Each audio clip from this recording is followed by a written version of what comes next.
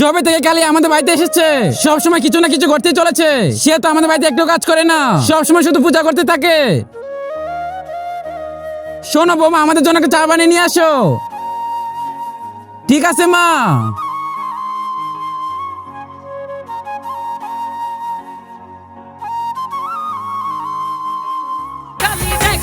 আরে গ্যাস কোথা থেকে বের হচ্ছে? মা চলো আমরা এবার দরজা বন্ধ করে দেই, এবারও শেষ হয়ে যাবে। চলো মা আমরা চলে যাই। আর এখন আমি কি করব? মা তাড়াতাড়ি দরজা খুলো, দিদি তাড়াতাড়ি দরজা খুলো, আর দরজা তাড়াতাড়ি খুলো। তার আগে তুমি যদি চাও তোমার মা 100 বছর বেঁচে থাকো তাহলে ভিডিও লাইক করে চ্যানেলটি সাবস্ক্রাইব করে দিও। আরে লাইক সাবস্ক্রাইব তারাই করবে যারা মন থেকে মাকে ভালোবাসে। আর কমেন্টে আই লাভ ইউ মালিকো।